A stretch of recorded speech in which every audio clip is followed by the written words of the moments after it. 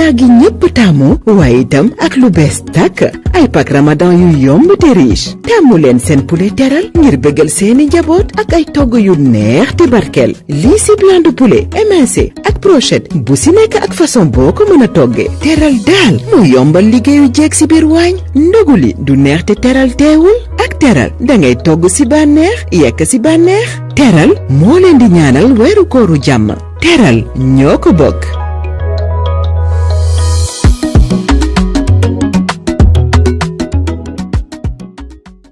Lalia meew mi wóor mooy ànd ak yéen ci seen université du Ramadan.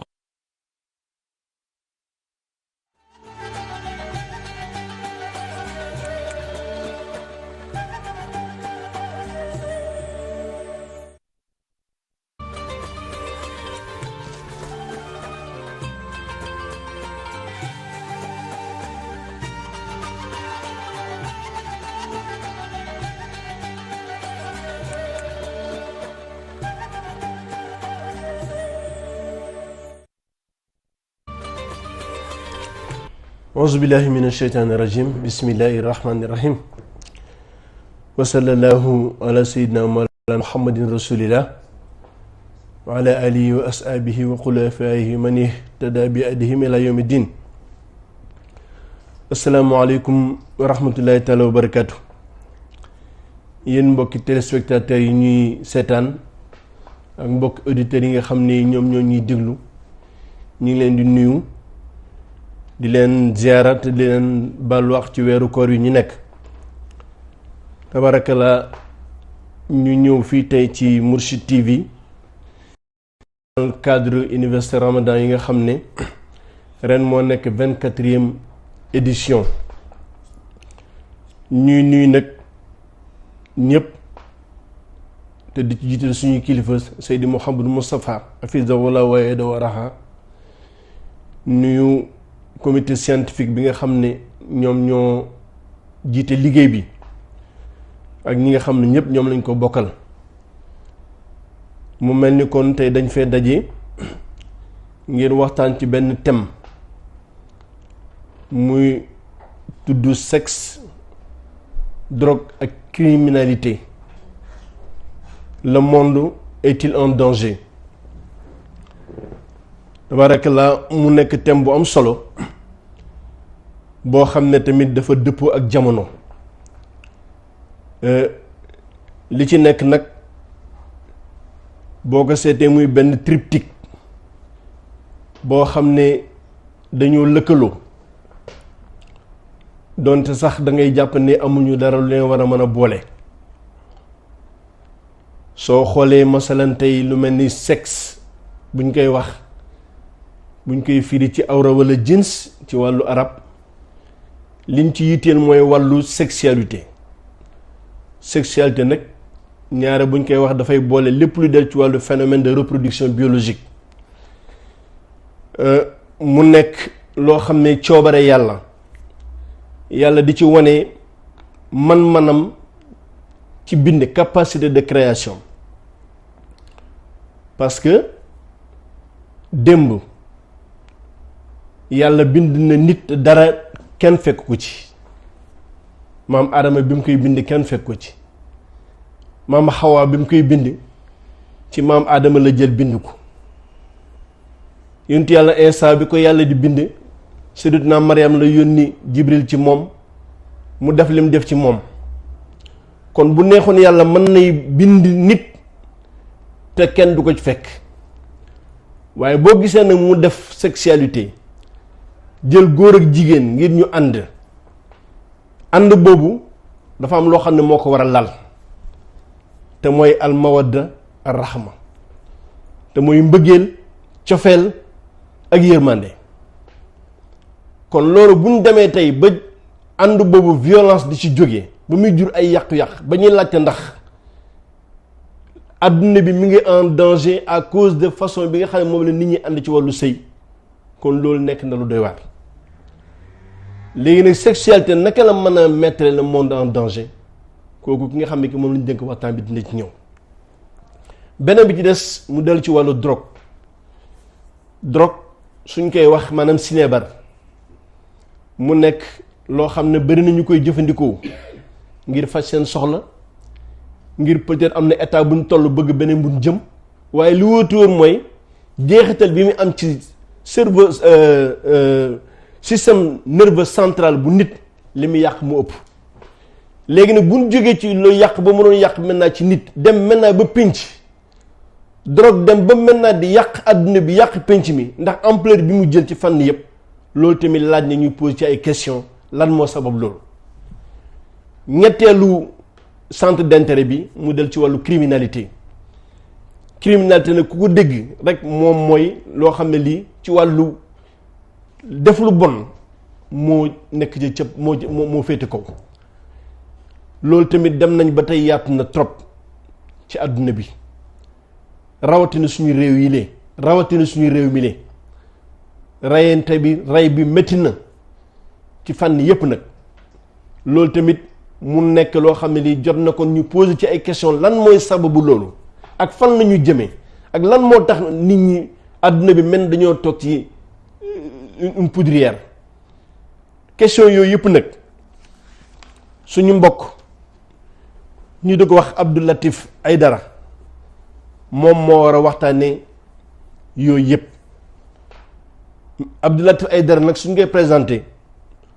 moom mooy directeur général centre africain d'intelligence stratégique paix et sécurité directeur de l'observatoire des menaces terroristes des radicalismes et des risques criminels tabarakallah dinañ ko jox moom mu def benn introduction bu yaatu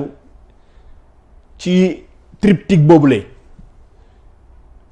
lu man waxtu dinañ ko jox mu waxtaan si bu ko defee bu jéggee ci loolu nag waxtaan bi li koy enrichir mooy question yi nga xam ne moom la nit ñi di poser ak contribution yi nga xam ne tamit éventuellement dinañ ko indi bu ko defee nag buñ ci eggee ñu ubbi leen antenne bi ci 88 628 66 92 bu ko defee ku ci am looy contribuer nga indi ku ci am looy laajte mi nga laajte ko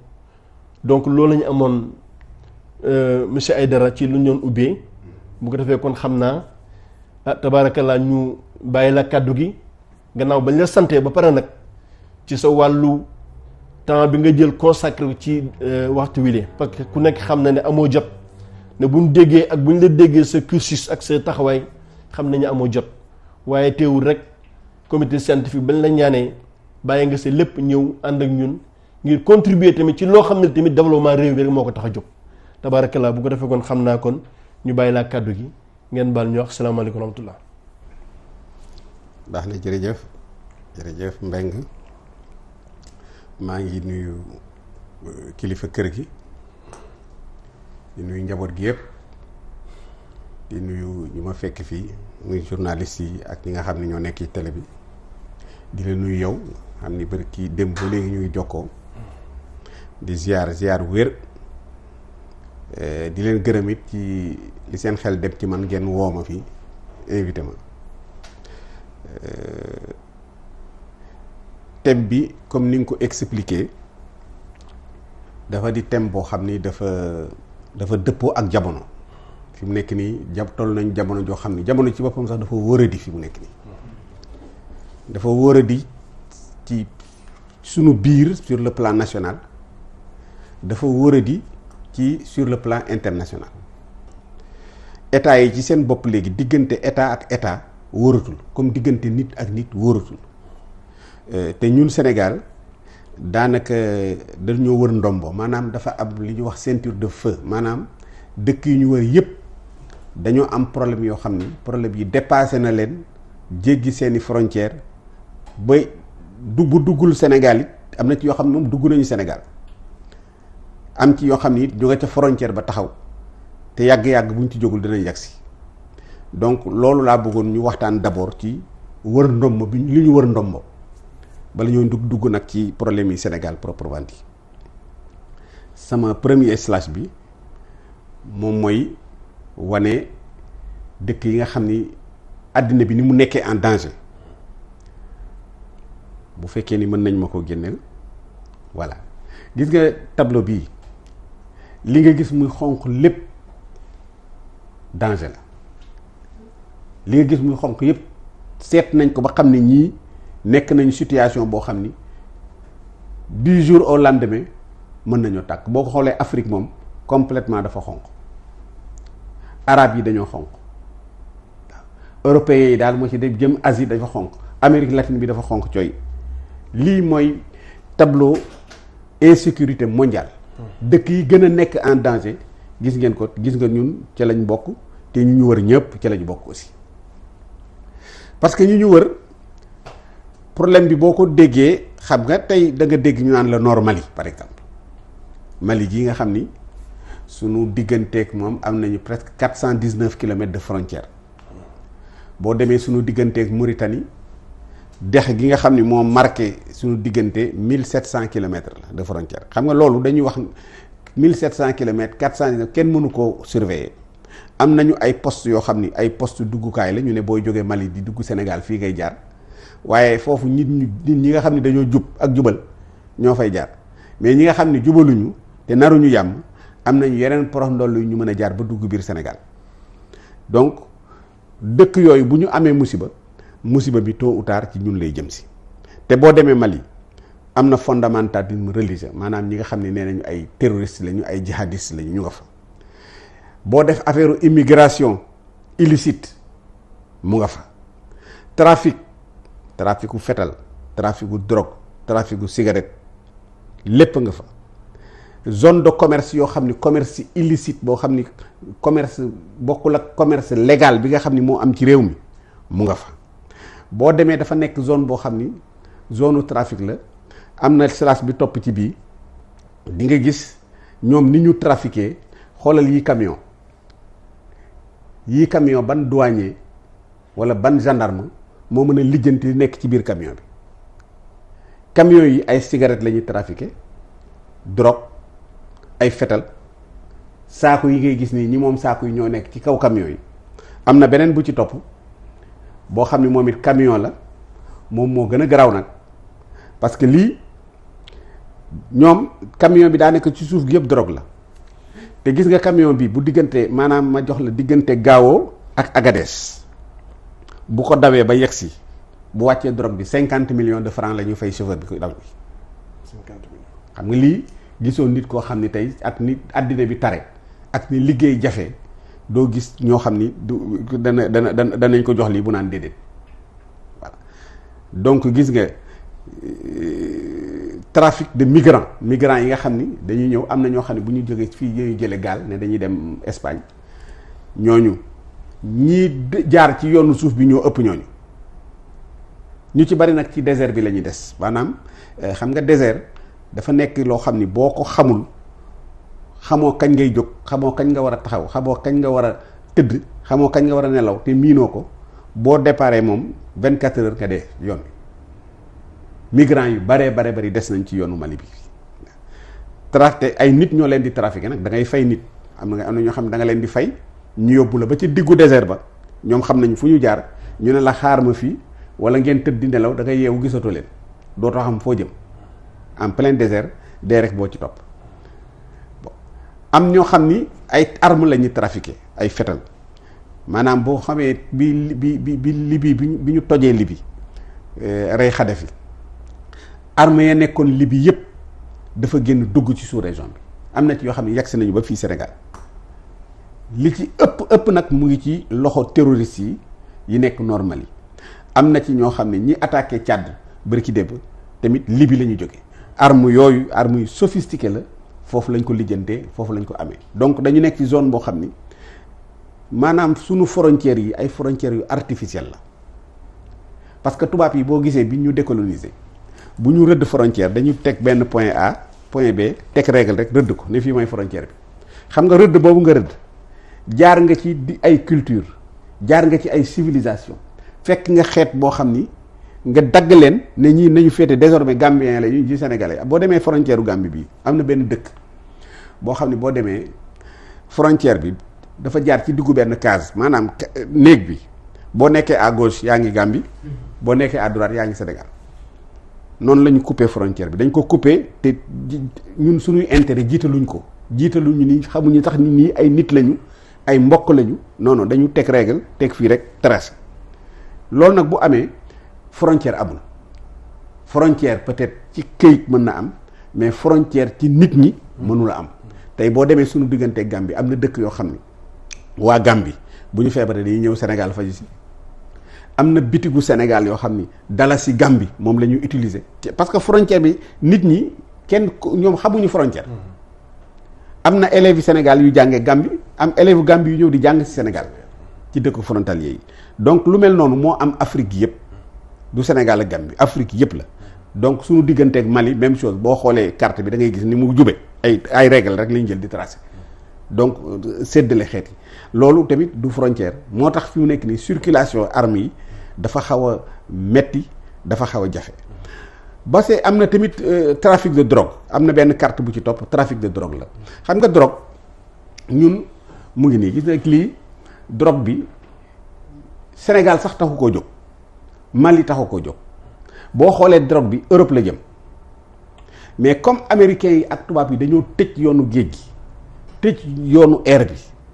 benn yoon rek la ñu am mooy xool état yi nga xam ni Afrique faible état yu faible lañu ñu ñëw wàcce drogue bi foofu jéem ko encadré fexe dugal ko ba yóbbu ko fi ñu ko bëgg a yóbbu muy Europe dana des nag bu jaaree Sénégal nag dana fi ruusat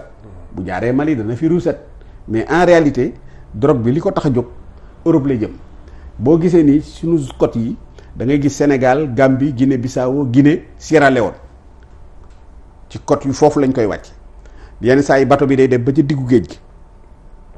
mu taxaw nga gis ay bateau yu ndaw départ Sénégal Guinée Gambie Guinée Bissau ñoom ñëpp daw wuti ko ci géej ga ñu def transbordement bi ñu jël ko bu ñu ñëwee wàcce ko dàkk ci secret xam nga mbuur fii mas na fi jàpp daaw benn waaye tubaab boo xam ni dafa jënd kër tabax fa benn fosse septique ñëpp defee ni fosse la nekkati stocku drogue la voilà drogue yooyu la ñu jël di ko indi bon am ci ñoo xam ni itam ay avion la ñu jël def ci drogue xam nga Guinée Bissau portugais yi bi ñu leen décoloniser dañ fa bàyyi woon ay piste d'atterrissage ci biir àll bi alors piste yooyu nga gis avion bu jógee ci océan Atlantique kenn xamul fu mu jógee ñëw taxaw wàcce drogam ndànk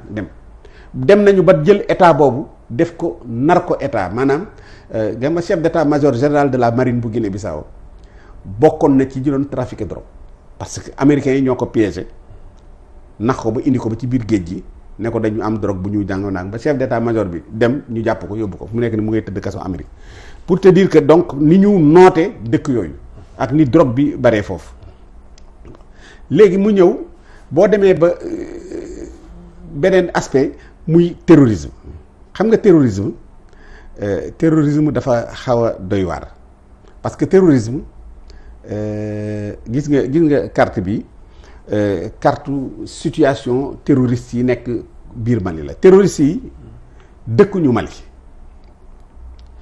terroriste yi Algérie la ñu jógee xam nga Algérie dafa am ay temps ñu fa doon def ay keneen 90 ñu doon def élection le front islamique du salut FIS alors ñu def ay élections législatives le front islamique du salut FIS gagné élection yi bi ñu demee ba xam ni FIS ñu ngi gagné ñoonu ñu ne ñi ay islamistes lañu donc waruñoo gagné ñu arrêté processus électoral bi waa FIS yi nag am ci ñoo xam ni nanguwuñu woon loolu ñu dem créer le GIA le groupe islamique armé jàmmaarloo ak armée algérienne GIA moo évolué ba dem xam nga armée algérienne nag dañoo bari doole bokkuñoo sunu armée yi ñoom seen budget rek 6 milliards de dollars la 6 milliards de dollars c'est presque le budget de la Mauritanie le budget national de la Mauritanie donc armée bi xeex ak ñoom di leen pousse ba yóbbu leen ci frontière ak Mali bi ñu demee foofu am beneen dissidence su GIA bu formé benn groupe bu ñu naan GSPC groupe salafiste pour la prédication et le combat GSPC boobu nag ñoom ñoo dugg biir Mali bi ñu duggee biir Mali bon pour bëgg seen xeex bi gën a fés booba Ben Laden mu ngi dund ñu affilié ci Ben Laden Al-Qaïda daal di changé tur nag tudd AQMI Al-Qaïda au Maghreb islamique donc boo dee xool tableau bi di nga gis AQMI mu ngi nii ci digg bi ca kaw AQMI Ansar Dine fan la jógee xam nga ñoom bi ñu ñëw biir Mali dañ faa fekk benn mouvement boo xam ne dafa doon laaj indépendance nord Mali bu koy wax le MNLA mouvement national pour la libération de l'Azawad chef bi tuddoon Iyad ak Khali mu ngi mel ni rek comme MFDC bii Casamance. donc ñu ñëw normali bi algériens yi yegsee islamistes yi ñëw fekk leen foofu alors ci seen diggante nag mu am benn fusion Touareg yi bokkoon ci biir MNLA doon laaj indépendance ils ont été contaminés par les islamistes maanaam islamistes yi gis nañ ni islam bi daal neex na leen ñoom it ñu convertir islam te c'est pas n'importe qui c'est le chef bi doon laaj indépendance moom moo nekk léegi islamiste mu ngi mel ni tey rek bon nga baal ma ci misaal bi mais pour nit ñi gën a comprendre ñu ne Salif Sadio tey islamiste yi ñëw nañ rek moom it mu tuub léegi nekk islamiste maanaam tudde boppam Ansar Dine bàyyi MFDC loolu moo am Mali waa Touareg yi doon laaj indépendance ñoom ñoo ñëw tuddee seen bopp Ansar Dine léegi laajatuñu indépendance mais léegi nee nañu dëkk bi ci boppam la ñu bëgg mu nekk dëkku jullit maanaam mais islam radical nag lañ ci def loolu nag fa la insécurité bi commencé di law ba yegg ba état yi tamit di xeex ak ñoom ba si yàgg bi ñu créé G5 Sahel nga xam ni dañu ne état yi nga xam ni ñoom ñoo gën a impacté ci jom la terrorisme gën a laal nañu booloo seeni doole pour mën a xeex terroristes yi muy Mali Mauritanie Niger Burkina Faso ak Tchad juróomi état yooyu ñoo boole nekk nañu former G5 Sahel alors terroristes yi seen bopp ñoom it ne comme ñii def nañu fédération ñu ne dañuy def fédération ñoom it ñu def seen fédération bopp tudde ko le groupe de soutien à l'islam et aux musulmans defe naa mooy slash bi ci topp voilà bu slash bi ci topp da ngay gis ñoom Iyad ak Khali nga xam ni moom laa doon wax ni mooy chef MNLA ak du mu tuddati Amadou Koufa moom mooy front de libération du Masséna gis nga ko ne le mooy ku ñuul kële moom rek moo ci ñuul ñi ci des ñëpp nag ay algérien lañu Algérie lañu jógee ñëw installé wu Normandie Yahya Aboul Aman ñoom ñii ñëpp daal koo ci gis nii kee moo doon représenté Mokhtar Ben Mokhtar moom moo tax sax ñu xam ni Mokhtar dee na parce que bu fi nekkoon bu doon dund du bàyyi kii di ko représenté donc ñii mooy jour bi ñu defee réunion daal di ne ñoom def nañu ñoom it fédération pour xeex ak G5 Sahel voilà donc ñii mu nekk loo xam ni tamit doy na waar trop ñan ñooy terroriste ñan lañu nekk Ansar Dine moo fa nekk GSIM Ansarul Islam moom Burkina Faso la ñu nekk Ansarul Islam ñoom tamit ay pël lañu daanaka bon Front de libération du Masséna tamit ay pël lañu ñoom l'empire du Masséna moo tax Sénégal ci boppam sax ndax ñiit le Sénégal est en danger parce que le Front de libération du Masséna mooy waa ji ñu jëlee nga gis mu toog Amadou Koufa Mopti la nekk fa mooy basam mais moom nee na Masséna bu ñu koy wax Mopti boobu ci la bokk waaye Fouta Djallon ci la bokk ak Fouta Toro c'est-à-dire sunu Fouta bii donc seen bët bi aussi mu ngi sunu Fouta bii donc bu ñu jaaxle suba wala gannaaw suba nga dégg ñu ne la gars yi ñu ngi Fouta parce que nee nañu ci seen secteur la bokk yagsee guñu fa mais xam naa ni tôt ou tard nee nañ dinañ fa ñëw mu amaat beneen mbir moo xam ni xam nga terroristes yi dañoo xaaj ci seen biir dafa am ku ñuy wax état islamique ak al-Qaïda ñii ma lay limal nii ci al-Qaïda la ñu bokk état islamique tamit dafa am ñu koy représenté Abou Walid as-Sahrawi moom ci Front Polisario la bokkoon léegi moom mooy représenté état islamique au Normandie bon ñu ñëw ba ci typologie bi lan la bi ñu xoolee typologie ñan ñoo dugg ci affaire terrorisme bi d'abord mooy ñi amul liggéey bëgg a liggéey mooy ñi nga xam ni dañu def décrochage scolaire ou familial maanaam dañoo nekkatul ak seen famille wala ñu jàng ba ci digg ba njàng mi bañ mooy éleveurs yi pël yi mooy chasseurs yi parce que pël yi ci zone boobu zone Mali ak ay zone Burkina Faso Niger Niger sax bokku ci zone Mali Burkina pël yi dañ leen a teg non du bi waaw téyel ma bii fii pël yi dañ leen a teg foo xam ni presque ñoom la ñu relégué à l'arrière-ban de la société parce que ay yàqkat lañu. boo demee ci bambara ak dogo yi nga xam ni ñoom ay cultivateur lañu dañuy bay, ñoom nee nañu pël daal du nit. donc dañ leen di qualifier ci loo xam ni daal da ngay waar bokk nag ak ñun ni ñu jàppee pël. ñun fii président de la république sax pël la, donc bokkuñu conception. ñoom seen conception dañoo xeeb pël. alors pël yi nag pour xeeb boobu ñu leen xeeb ñu révolté wu contre bambara yi ak dogon yi, ñu jël seen révolte boobu mbubboo l'islam. léegi loolu mooy terrorisme. Gis nga li ma lay wax nii dafa am ñaari façon terroriste, moom laa la misaal nii. gis nga kee nga xam ne ñu ngi koy pendre, xoola kanam gi ni mu teeyee, xool ko ni mu seree wi kii xam nga tiitul te xam na ni kii léegi dans 10 secondes mu dee. xam nga lu tax? parce que defal nañ ko sa boppam ni ci boppam ni sa digganteeg aljana dee rek moo ci des. boo demee aljana lu ma téeméeri ur ay di ñu ngi lay xaar. boo demee aljana am nga fa juróom-ñaar fukki kër. boo demee aljana nangam xaalis amatul, xaalis manqué, da ngay dund éternellement, doo dee, ci bànneex ngay dee. ñu dem ba gëmloo ko loolu, kii dafa yàkkamtee dee, dafa yàkkamtee dem parce que moom li muy toog àddina sax perdre temps la. donc gis nga ko ni kanam gi leeree, ni muy reetaanee, parce que yàkkamti na, moom mu ngi perdre temps am fii ci àjj. loolu lañ ko gëmloo. mais xoolal ki nekk à côté bii, moom la ñuy wax radicalisation islamique, maanaam koo xam ne dañoo embourbé boppam ba gëmloo ko ni yow sa digganteeg aljana dee rek moo ci nekk, gaawal nga dee ba mu yàkkamtee dee kontaan. xoolal ñi nekk à côté, ñii mooy africains yi. africains yi amuñu radicalisation islamique, ñii kontaanuñu. ñii boo gisee seen drapeau dëkk moom la ñu piétiner di ko joggi, seen drapeau réew moom la ñu joggi. donc ñii dañoo am problème ak seen réew. moom la ñuy wax l'islamisation des radicalités sociétales. bokkul. radicalisation islamique dafa am, mooy ki ñu percuté bopp bi ba gëmatu loolu rek la gëm,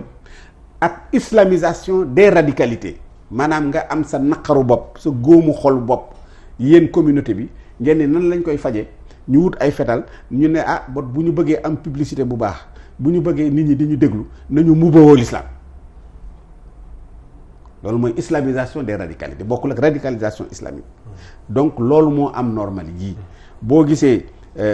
actuellement li ma la wax ci pël yi ñoom fi mu nekk nii pour ñoom terrorisme la ñu jël. terroristes yi nekk Mali boo gisee pël yi ay kii la ñuy def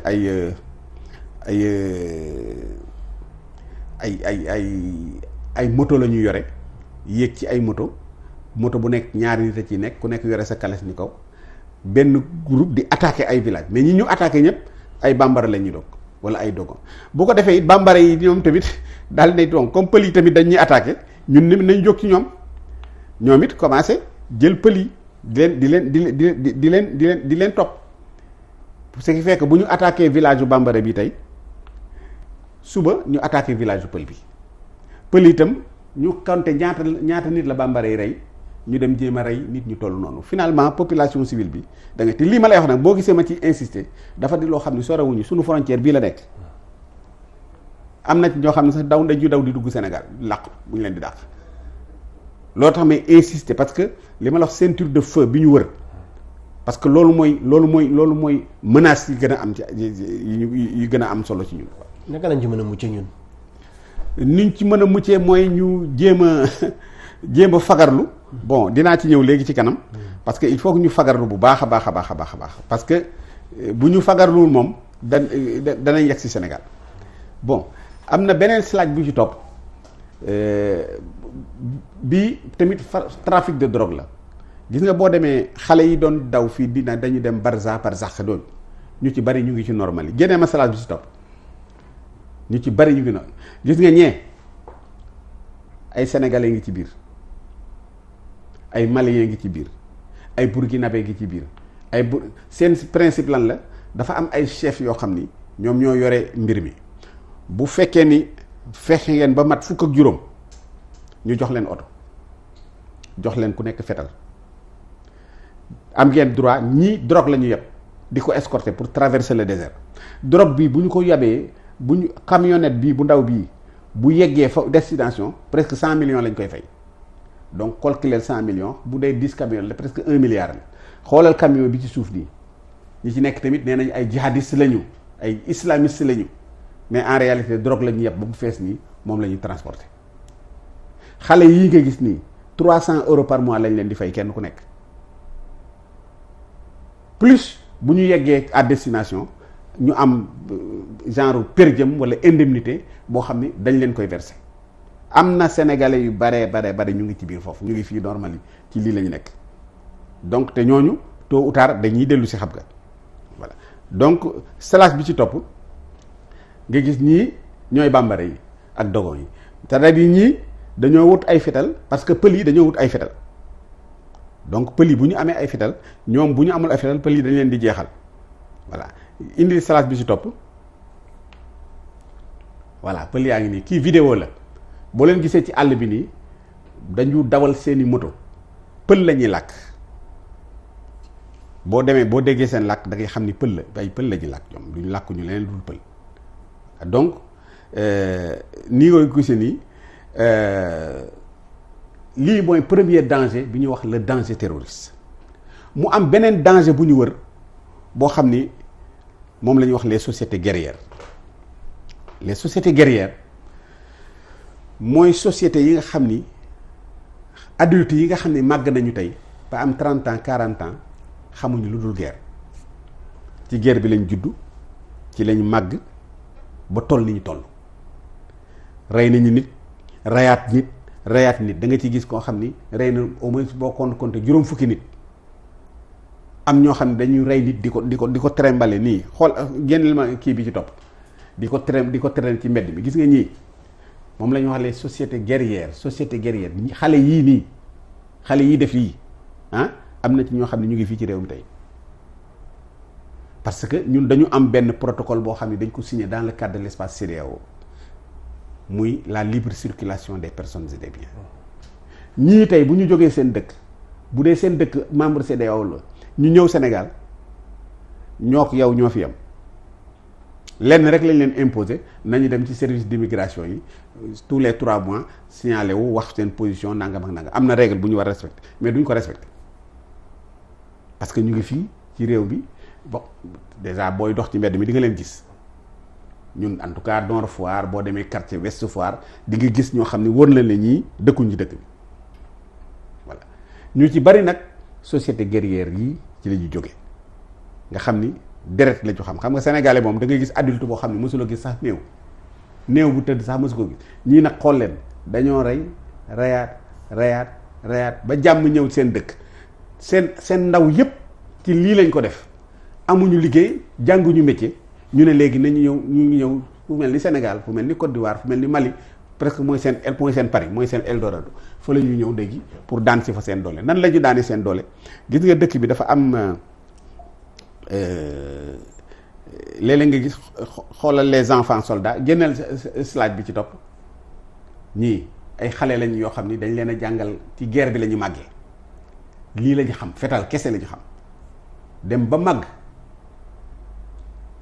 ba war a tekki amuñu métier jànguñu guerre ba jeex na xale yi koo ci gis mës naa rey lu mat fukki nit wala ñaar fukki nit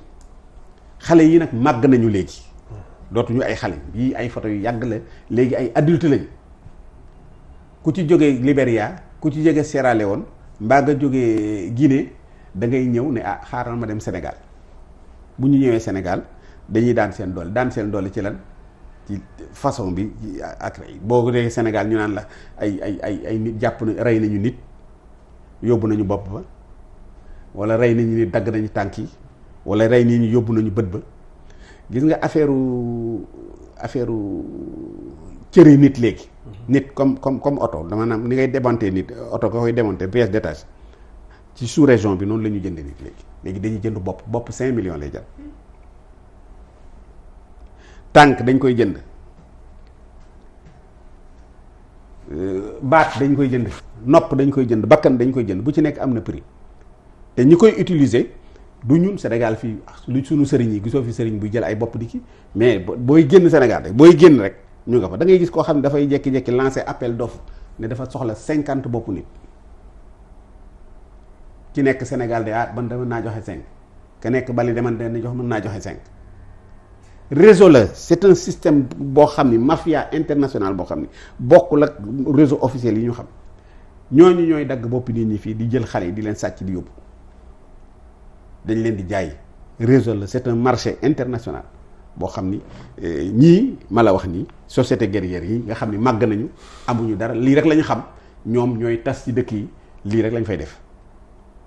jàpp xale yi dagg seeni bopp waaw liir sax dañ koy jaay liir ci boppam dañ koy jaay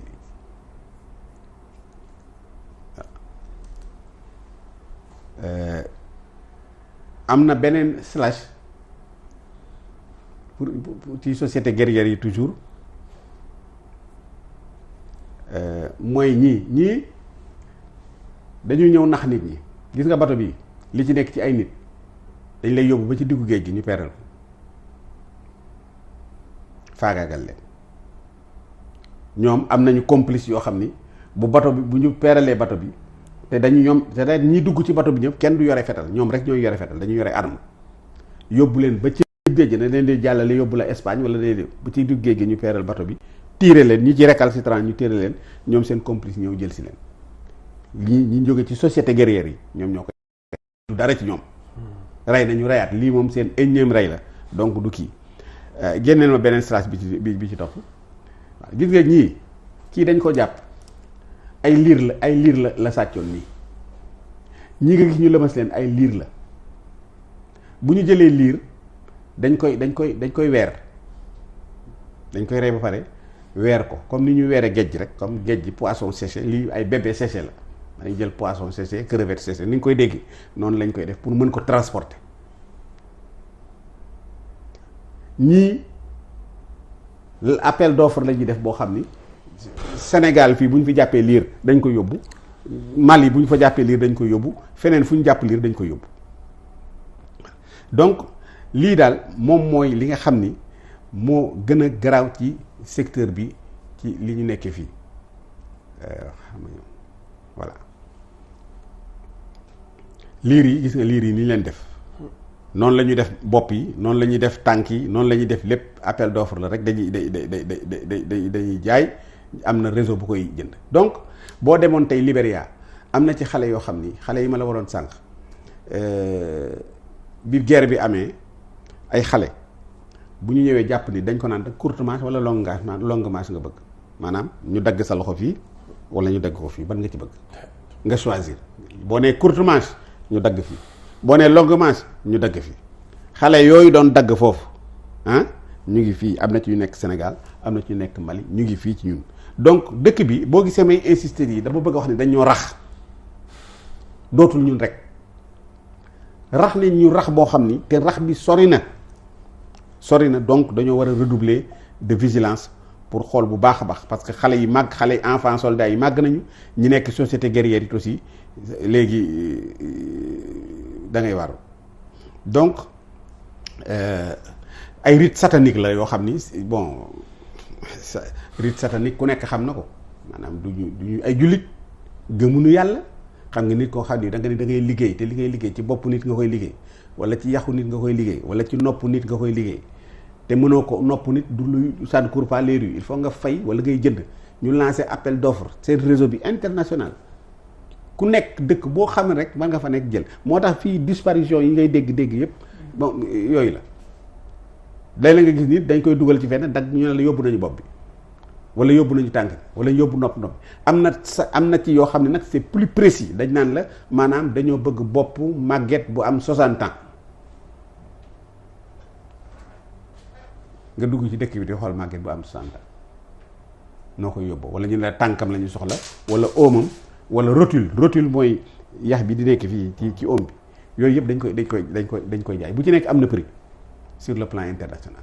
moo tax mu nekk nii j'en profite pour l'occasion pour wax ni nañu tëye xale yi ci biir kër yi surveiller xale yi dëkk bi rax nañu dootul ñun rek am na ñu fi nekk ñoo xam ni ñu ngi fi di circuler librement mais attention bokkuñu ak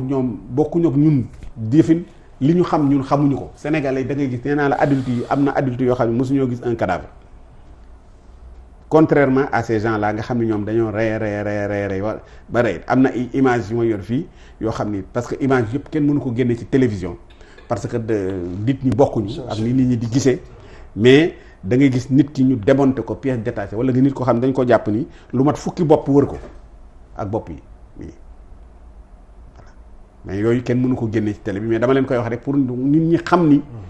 nañu def attention ñi am doom nañu def attention téye seeni doom même boo nekkee ci maternité ba na la sa doom di jege waaw ñi nga xam ni da seen doom dañuy jàngi nañu topp xale yi bu ñu leen bàyyi dans la rue parce que gars yi dañ lay këf dañuy fekk xale bi dox ñu këf ko dugal ko ci oto yóbbu ko voilà donc kon faut que ñu redoubler de vigilance dimbali police dimbali gendarmerie parce que dafa am yoo xam ni ñun ñoo ko war a mën a defar suñu bopp donc bi ñu paree ci loolu daal li société guerrière rek yooyu dafa am Sénégal dafa am aussi moom it ay kiiwam ay nit yi boppam yoo xam ni ñun suñu délinquance su bopp la boo xam ni rax nañu d'accord mais am nañu suñu délinquance su bopp dëkk bu amul délinquant amul foo gis am na fenn rek te nga mën a wax ni fii day jàmm fi am sàcc amu fi cambriolage amu fi dara amu fi ku mu neex bàyyi sa kër noonu dem ku mu bàyyi sa bitig noonu dem kenn du tooñ kenn du saaga kenn du xas kenn du waxateen kenn du xeex loolu àjjana rek la am nit ñu ko décrire la àjjana loolu rek foofu rek la am mais nit moom yàllaa ko mooñaale loo sunu société yi bu demee il faut que mu am délinquant ci vie wu société bi la bokk. Ensuite ñu am aussi ñoo xam ni ay terroristes lañu ñoo xam ni ñoom sénégalais lañu pur sang am na ci ay images yoo xam ni dañ lay wan sénégalais yi bon defuma ko ci mais am na ay images ñii société guerrière la c'est-à-dire société guerrière yi ak dañ leen di utiliser pour dellool image bi pour moom la ñu wax les guerres de 4e génération xam nga guerre de 4e génération mooy façon guerre boo xam ni da nga tas dëkk bi rey nit ñi nekk ca gannaaw manipuler nit ñi fexe ba ñu xeex seen biir te yow doo envoyé soldat tey maanaam bu dëkk yu mag yi tey bu ñu bëggoon tas Sénégal te ñu ngi koy essayer ndax pétrole bi fi dëkk commencé nañu parce que yéen a ngi dégg temps yi wax yoo xam ne mosu leen ko dégg affaire chrétien musulman mosul am Sénégal affaire ethnie mosul am Sénégal te ñii tey bu ñu bëggee tas réew mi li ñu def ñii ma lay wax ñii ay jullit lañu ñii ay catholique lañu da ngay fexe rek cokket ci bii ndong ci bii ne ko rajax nga fexe ba ñu tëmpaloo stratégie la boo xam ne tey grande puissance yi lii la ñu utiliser pour tas réew yi léegi dootuñu envoyé seeni soldats intelligence rek ou bien ñu jaar ci opposition politique bi pouvoir contre opposition fexe ba opposition bi ñu dooleel leen ba ñu xëy suba dal ci kaw pouvoir bi xeex bi ne jol dëkk bi tas wala ñu def nordiste sudiste waa nord opposé leen ak waa sud ñu xeex dëkk bi tas donc finalement ñoom danañu am li ñu bëgg maanaam tey pétrole bi nekk Sénégal dëkk yi nga xam ne xalaat nañ ni distribuer nañ pétrole bi te ñoom seen part jotuñu ko bu ñu yaakaar ni danañu bàyyi noonu affaire pétrole fu mu am ci àddina ñi ci amul part ñëpp danañ tas dëkk bi jaral na leen ñu instaurer kaw jaral na leen ñu nit ñi rayante jaral na leen dëkk bi tas moom la ñuy wax le chaos constructif loolu américains yi ñoo ko théorisé chaos constructif maanaam tey dëkk bu dee dëkk bi stable na te yéen ngeen bëgg am dara ci dëkk bi te amu leen ko fexe leen ba instaurer le chaos ci dëkk bi ci chaos boobu dana am lu ci judd lu nouveau loo xam ni yow di nga ci mën a prox ndollu ba am sa part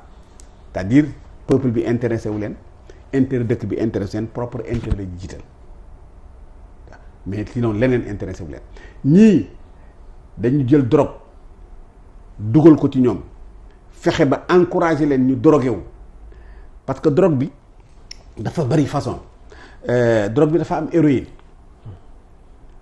héroïne dañ koy pikiru am cocaïne dañ koy fóon yamba dañu koy tox moo crack crack benn genre xeer la boo xam ne dañ koy def ci pipe di ko tox. pion dañ koy naan am na yeneen comprimés yoo xam ne dañu koy lokk gis nga façon yooyu yëpp de manière très calculée la ñu ñëw di ko jox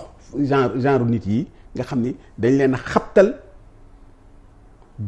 jullit yi contre chrétiens yi moo am république centrafricaine loolu fa am actuellement Mali gi te boo fa demee bon pël yi daanaka dañ leen xabtal parce que tamit xam nga dafa am loo xam ni boo ko defee rek nekkatoo ci l'islam mënoo wax ni man damaa mbubboo l'islam islamiste la te pël yi rek lay xeexal te pël yi lay engagé ñu xeex ak bambara yi loolu dootul islam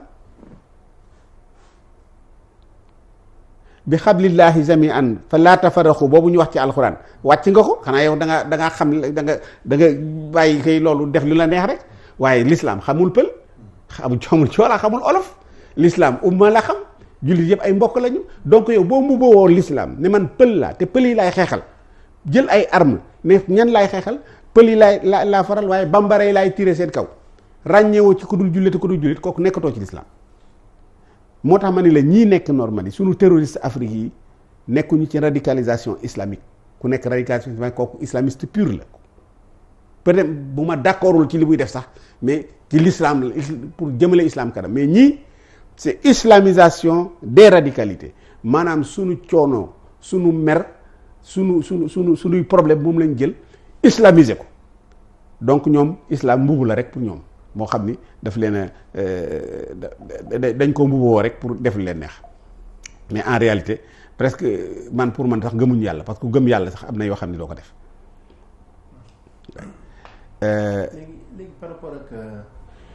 maanaam wàllu sexe rapport bu ñu mën a am diggante sexe ak drogue parce que yooyu mën na si. waaw sexe bi mu ci milieu yi xam nga ñoom dañu appliquer loo xam ni boo demee ci l'islam les xalif omeyyade dañ ko doon appliquer maanaam tey boo jàppee bu ñu ñëwee ci dëkk toj ko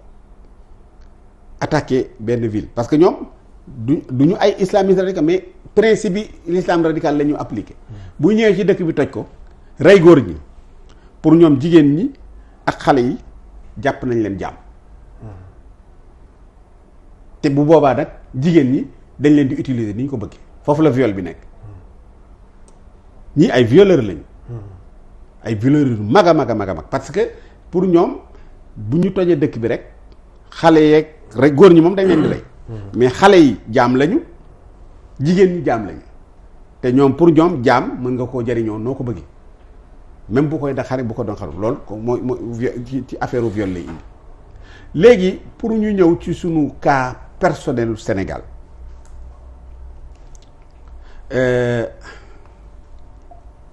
ñun dañu am ay vulnérabilité yu mag a mag Sénégal d'abord mooy li ma doon expliquer immaturité pétrolière maanaam ñun pétrole dañ koy soog a am mais danger yi ci nekk xamaguñ ko am na benn conférence bu mu mës a def may wax benn nit ne ko l'islam waxuma ñun suñu islam tolérant ñun Sénégal islam bu tolérant islam confrérie la ñu ma ne ko dafa am islam boo xam ne dafa dangereux tey Makka mënu fa tabax jàkk pas possible Maroc gii rek tabax fa jàkka c'est la croix et la bannière demal Algérie moom Liban lew ma alors pourtant ñoom c'est état yi ñoo xam ñooñu affaire ay arab lañu mais dañoo xam dañu percevoir danger bi nekk ci interprétation erronée bu alxuraan am na noo xam ne boo ko ni interprété réer nga da nga réeral ñu bare loolu moo nekk ci ñun fii ci en matière de pétrole ñun dañoo amul ñun dañoo jàngul xamuñu pétrole lan la mën a indi ci réew comme danger. Ensuite suñu démographie dafa jeune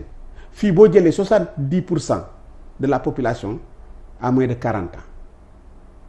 70% amuñu 40 ans xam nga loolu bu fekkente ni bi ni xale yooyu surplus boobu mën nga leen a yar bu ñu feebaree nga faj leen wutal leen ku nekk liggéey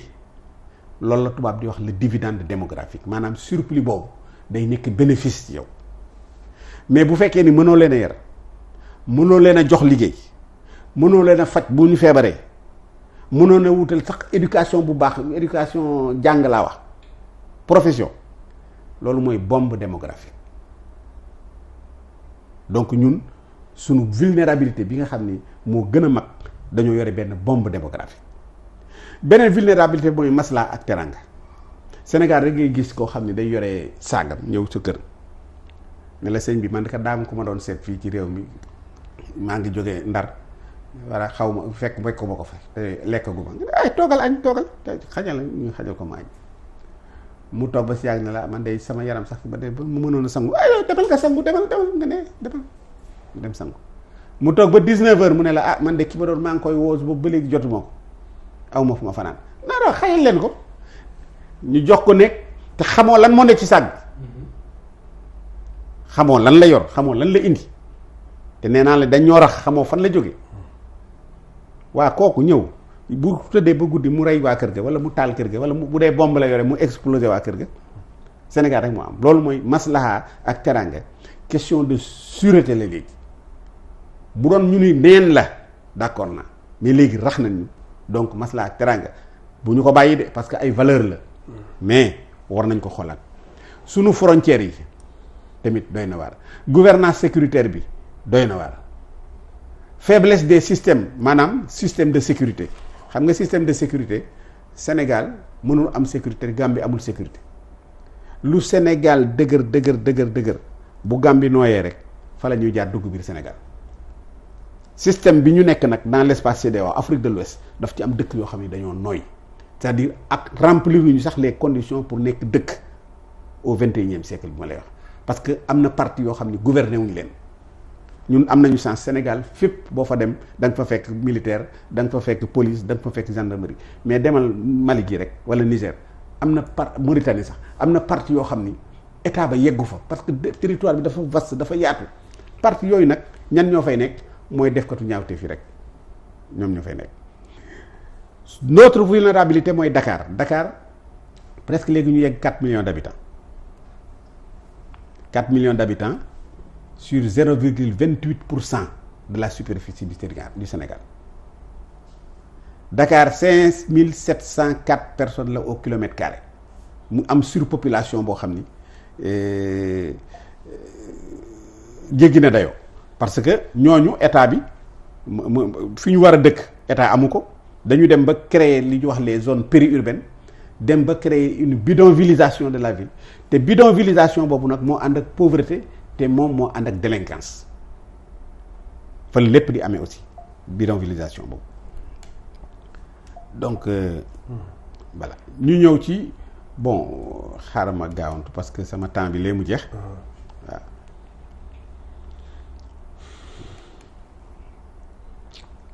donc situation boo xoolee récapitulative bi délinquance bi fii Sénégal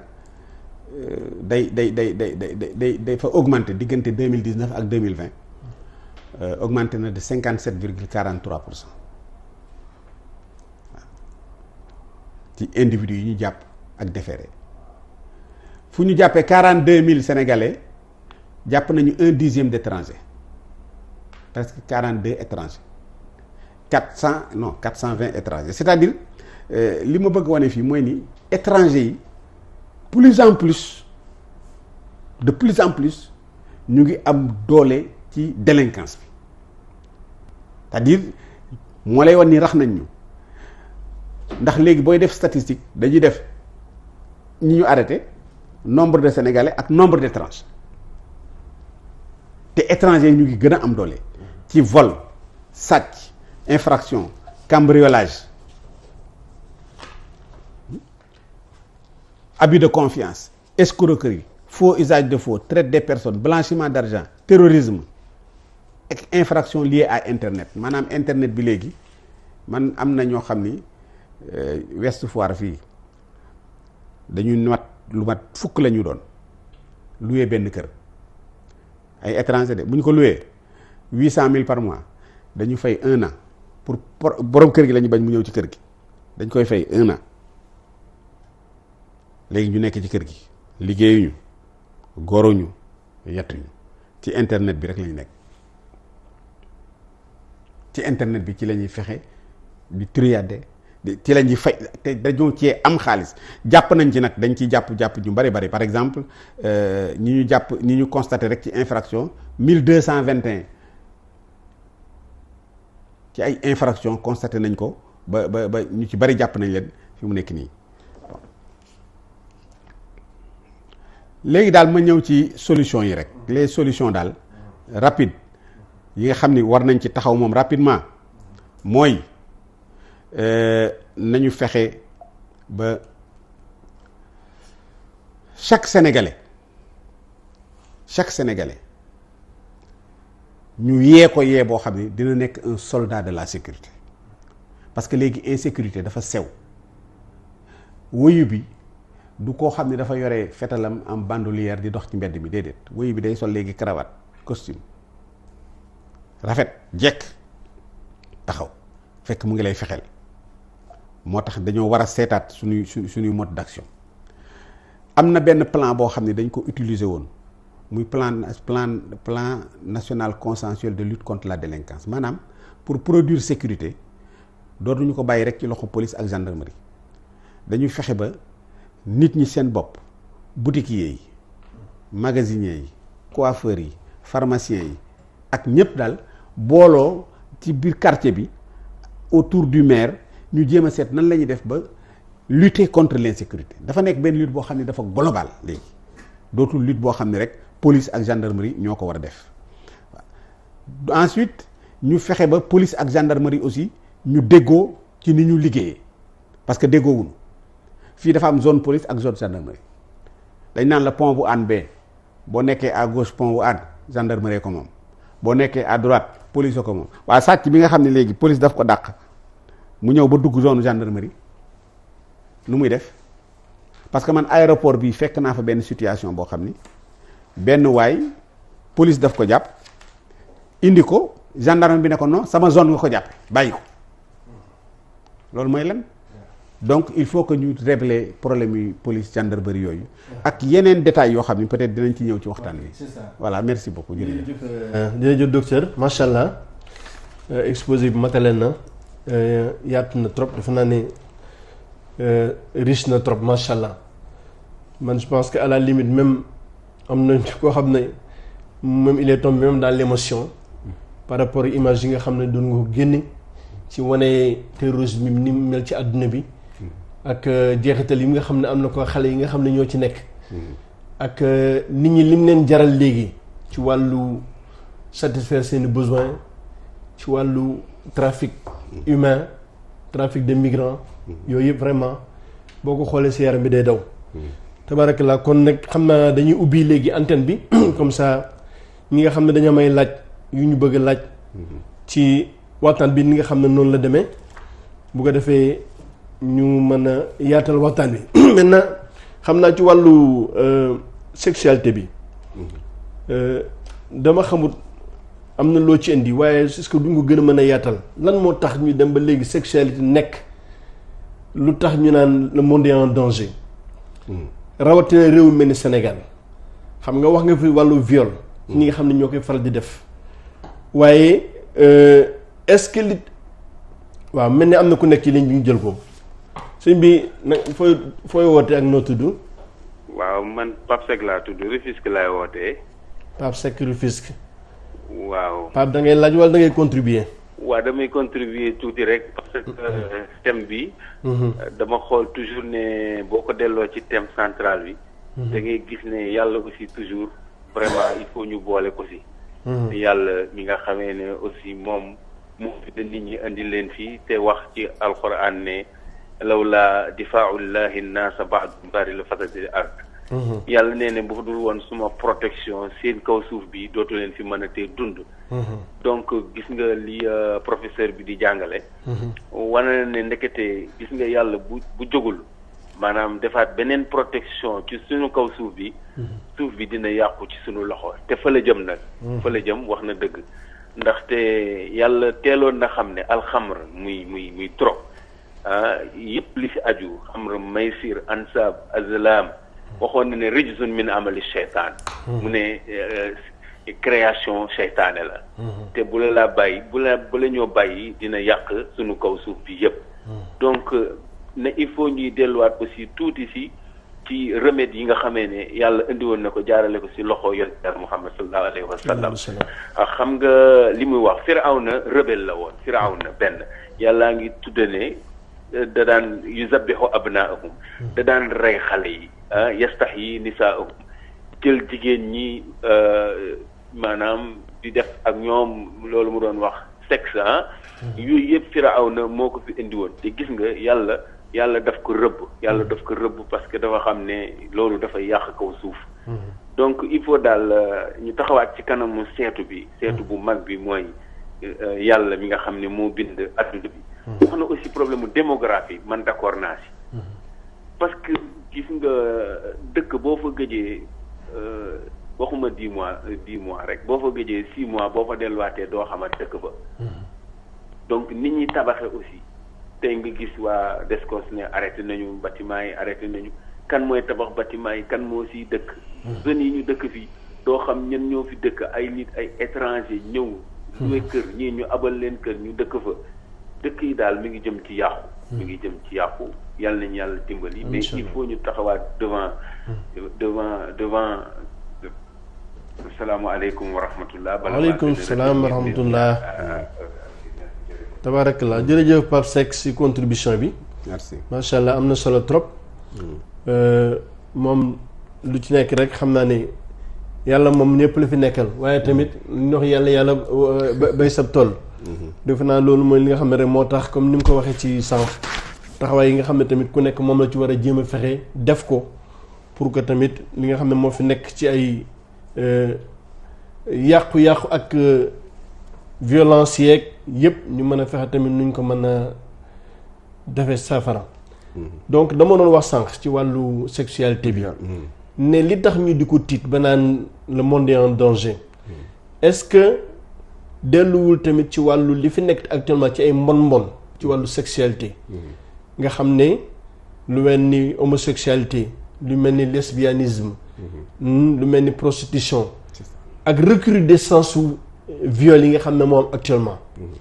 loolu tamit dafa naan doon na baax ñu def ci taxaw seetlu parce que tamit dafa nekk loo xam ne dafa dëppawul ñun ak suñu jikko. te tey boo seetee yàq na réew mi. c'est ça bi ci des mooy est-ce que li ma gis ñu indi ci wàllu référendum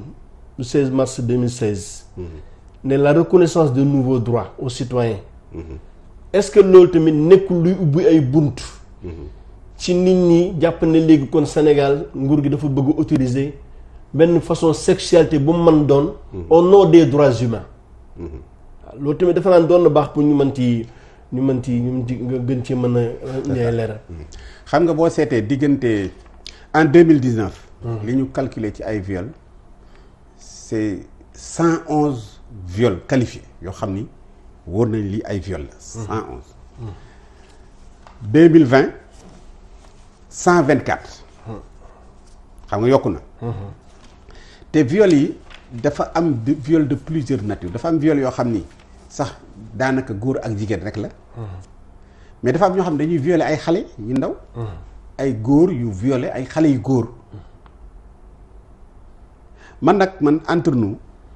man pour man loolu feebar la. man dama yaakaar ni dañ leen a war a faj. parce que góor adulte bu demee di jàpp xale bu góor bu ndaw 3 ans wala 5 ans wala 6 ans di ko violer. wala mu dem yegg ci xale bu jigéen boo xam ni 12 ans la am. mu di ko violer dama yaakaar ni ñooñu daal wéruñu quoi dañ leen a war a faj.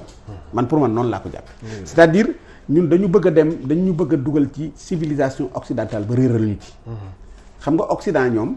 da ngay gis nit koo xam ni góor ak góor dañuy sëy. nga gis koo xam ni tubaab boo xam ni dafay reconnaître ni moom ci bu dee góor la ci yaayam la xame jigéen. te c'est banal comme ça. daf koy wax. da koy wax ñëpp di ko dégg. ni ci yaayam ci la xame jigéen. te du déranger du leen déranger. nga gis jigéen di sëy ak jigéen góor di sëy ak góor. nga gis jigéen di sëy ak xajam. déranger wu leen parce que mbokk yi dañuy ñëw ñu indi xaj bi coiffé ko ñu dem église ba prêtre bi ñaanal leen ñu takk sëy bi ak xaj ñu takk xaj c'est-à-dire dafa am façon yoo xam ni ñun je pense que addina du ko doxa dox ba mu yegsi ci ñun fii parce que ku nekk ak li nga nàmp rek ngay gal parce que bu nekk nii Sénégal moom bi fi Obama ñëwee doon wax affaire boobu dégg ngeen li ko président de la République tontu mënu ko woon tontu aussi leneen lu dul loolu parce que peuple bi moom du ñu nangu mukk affaire ngóor jigéen kooku moom Sénégal jamais de la vie Sénégal du ko nangu mukk donc ku ci hasardé wu di ko def tamit tu en paieras les conséquences. waa ki nekk ci ligne bi maaleykum salaam waaw. sëñ bi noo tudd ak fooy wootee. maa ngi tudd Mamadou Boy Doudou. ah. maa ngi. waaw da ngay fay télé bi. allo. da ngay wàññi sa son télé bi. waaw. da ngay fay rajo bi télé bi.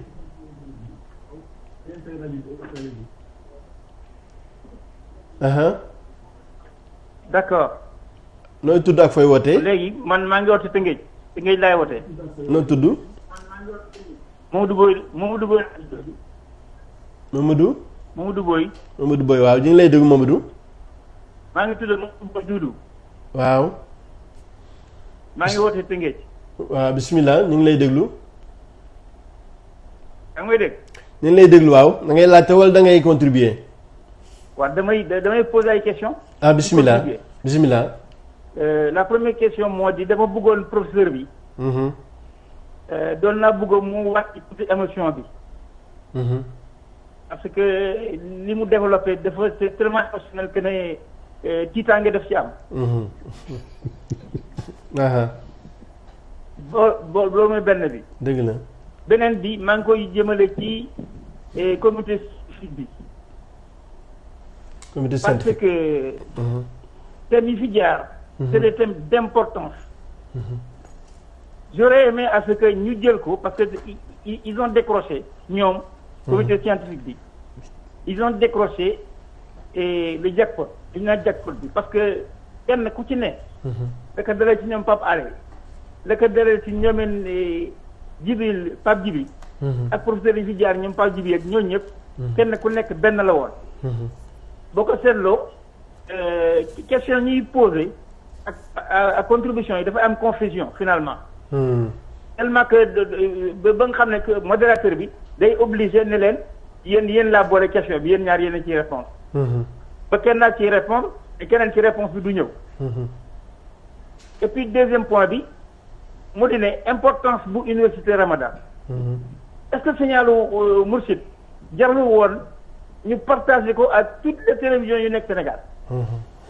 parce que importance bi je ne sais pas moi que ñu ngi koy mën a mesurer. biir la moo xam ne doon nañu bëgg ñëpp suivre ko. waaw te puis maa ngi ñaan encore beneen point bi maa ngi koy ñaan ñooñu dans les régions. régions yi nañuy participer di oote. régions yi nañuy participer yu yëg ne Mourchid yegg na dans les régions. quelqu'un d'hier di Pape Djibi di oote am na ku ko oo depuis la Casamance. ça c'est très important. mais nag ñeneen régions yi dégg affaire bi dañuy essayer dugg. te que nag serveur bi dafa nekk serveur boo xam ne bousculade la laaj. c'est pas facile pour nga dugg ci. il va falloir je crois que comité scientifique wala techniciens yi. seet ndegam war ñu woon a yokk numéro yi pour nit ñi di mën a di dugg. parce que boo ko tamit dafa bari ci serveur bi. di nga gis ku fi yàgg lool du mën dugg. ba tax na bon professeur maa ngi koy gërëm.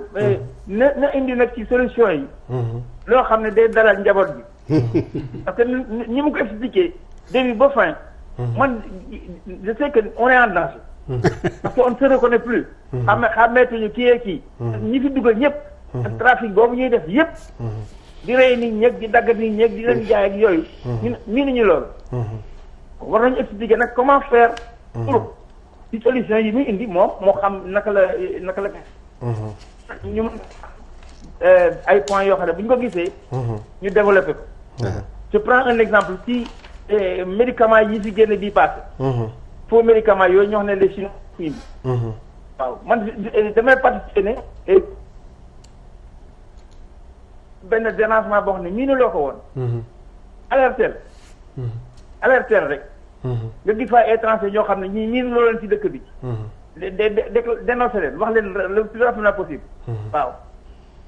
loolu daal moom la amoon ci lu may participer. tabarakallah jërëjëf. jërëjëf Mamadou. je pense que li nga njëkk a wax mooy xam naa émotion bi moom defe naa képp ku suivre émission bi ñun ñoo ko partagé vraiment ça a été lourd à un moment donné bon am na solo tamit pour ñu xam rek degré wu àdduna bi fi mu toll ak risques yi nga xam ne ñun actuellement moom la ñuy encourir comme ni nga ko waxee Sénégal nous sommes très exposés. parce que réew yi nga xam ne ñoo ñu wër terrorisme bi na mu fay def des ravages. et boo seetee tamit jamono yi passé yëpp li nga xam ne moo am nga xam ne ku yëbb rek ñu jéem a seet nu ñu taxawee c'est vrai que nag ñu saluer bu baax a baax suñuy force de l'ordre je crois que gouvernement bi force de l'ordre yi bëri nañ taxaw yoo xam ne ñi ngi ko ci def di anticiper peut-être loolu nag ñoom ña ngi cee def leneen war mais te am na ci loo xam ne population yi am nañ ci seen wàll bu ñu war a jouer. je pense que wax nga ko sànq si wàllu solution yi peut-être moom la bëgg pour nga gën ci ñëwaat wax nga sànq ne ñu def taxaw yoo xam ne sorte que faire de chaque Sénégalais un soldat de la sécurité. parce que loolu dafa nekk loo xam ne lu am solo parce que lu mu mën doon ci wàllu problème solution bi bu nekkul solution communautaire. te mooy nit ñi jëlu ko seen bopp mën naa approprier wu ko. peut-être lañ ca bëgg du mën a nekk. donc loolu indi nga ci façon lu am solo. wax tamit déggu bi war a am diggante police ak gendarmerie. loolu tamit peut-être moom c'est de niveau beneen niveau institutionnel. mais en tout cas yeneen yoo xam ne peut-être ñun war nañ ko mën a bàyyi xel. loolu tamit xam naa loo ci mën a yaatal dina baax. en attendant ñu jël beneen question balaa ngay ñëw ci solution yi. allo bismillah. waaw Cheikh bi. sëñ bi fooy wootee ak noo tudd. waaw man Birane la maa ngi wootee Pikine. Birane Pikine. Birane ñu ngi lay déglu da ngay laaj wala da ngay contribuer. waaw question lay nekk rek. question la. voilà c'est-à-dire man damay laaj professeur. parfois Sénégal bu amee ay événement da ngay gis armée bi xam nga dañuy génn ci biti ba kenn koo xamante ne ñëpp kenn du ñeme def jëy mais bu loolu passé rek ñëpp dañuy duggaat ci caserne yi est-ce que foofu buñ ubbi woon affaire yi nit ñi ñëw ci biti est-ce que solution lu am parce que aussi man fi may wax ak yow nii même pas une semaine génn naa fi fajar xam nga am fi benn agression boo xam ne doo sax comprendre te ñu la agressé ñett lañ nekk ci scooter te aussi beneen bi may laaj si aussi man ñi ma jàppoon am na lu ma force ñoom benn objet jox naa ko police est-ce que loolu aussi buñ ci sukkandiku woon tey jii duñ fexe ba mën leen jàpp est-ce que on a les moyens aussi pour exemple def lu mel noonu. waaw mais sinon moom vraiment ñu ngi rafetlu émission bi. di sant professeur bi leen ñaanal bu baax a baax a baax. barakallah jërëjëf Birane. voilà donc moom xam naa li mu wax mooy police de proximité sécurité de proximité. c'est ça n'est-ce pas donc defe naa moom loolu lay junj daal. xam nga loo ci mën a yokk. merci beaucoup ma njëkkee ñëw ci kii njëkk a intervenir demander que ñu wàcce tension bi tuuti. pour dalal xel yi effectivement. wax na dëgg ni ma waxee noonu dama bëgg rek nit ñi bàyyi xel ci ni rax nañ ñu. et que sénégalais suñu féex bi ñu féex ñu wàññi ko tuuti. dañoo féex dañoo bari teraanga dañoo bari maslaa. mais état bi ci boppam jël nañu ay mesures. xam nga sur le plan international bi ma la wax nii. boo demee Sahel presque am na fa opération bu fa français yóbbu. bu ñu ko wax opération Barkhane. Barkhane la plupart terroristes yi Barkhane ñoo leen am na rey nañ seen chef yi ñu bare. ñu ngi def li ñu mën. Nations Unies yóbbu nañ fa 15000 hommes. 13000 soldats 2000 policiers ñu ngi fii moom la ñuy wax la MINUSMA. ak force G5 Sahel bi ma la wax ni nga xam ni état yooyu 5 états yi ñoom ñoo booloo defar ko. Sénégal jël nañu ay mesures parce que même xam nga lii dafa di loo xam ni li ko mën a régler mooy renseignement. mooy solution bi. mooy indi prévention. tey Sénégal dañoo modifier système de renseignement bi fi amoon. créer benn structure bu tudd DRN. DRN afin xarañ boo xam ni. yii ma lay wax ni yu ci bari ci renseignement yooyu la jóge te état bi xam na ko. donc créer aussi benn structure bu tudd SICO. SICO benn genre comité interministériel la boo xam ni tey bu dara amee ne cël ku ne xam nga fooy taxaw ku ne xam nga c'est-à-dire police xam na fu muy taxaw gendarmerie xam na fu muy taxaw armée xam na fu muy taxaw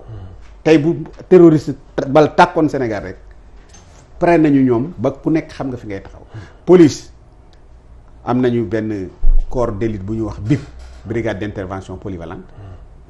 armée am nañu lu ñuy wax les forces spéciales gendarmerie am nañu lu wax GIGN gis nga ñetti ñooñu coordonné ñu seeni mbir ba tey bu da doon këtt ne jonn ñoom ñépp ku ci nekk xam nga fi ngay taxaw ku fi duggoon Sénégal fii tey moom doo génn problème bi aussi mooy renseignement yi aussi ñoom it li ñu def li ñu jiital mooy ñu fexe ba dara bañ a am parce que prévention bu dara xasee ba am rek échec la am ay renseignement def prévention dara bañ a am defe naa loolu moo gën lépp li ci des mooy Garci Sahel Garci benn force la boo xam ni Union européenne ñoom ñoo ko yor ñoo gendarmerie nationale ñu ngi basé wu gis nga fi fa terroristes yi fa ñu nekk Mali comme ni terroristes yi nekkee nii Mali face bi nekk Sénégal fa la ñu taxaw ñoom di leen xaar xam nga kooku pour ñooñu duggee foofu dugg biir Sénégal problème lay nekk voilà donc c'est pour te dire que dëkk bi moom bu dee état bi ci état bi rek ñoom jël nañu seeni disposition ba taxaw di xaar yegsee gu fi ne kenn du ne tamit du fi yegsi du ñu xam parce que kenn xamul fan la ñuy jaar mais état bi moom di wóor ba wóor booy jël na ay mesures pour protéger Sénégalais yi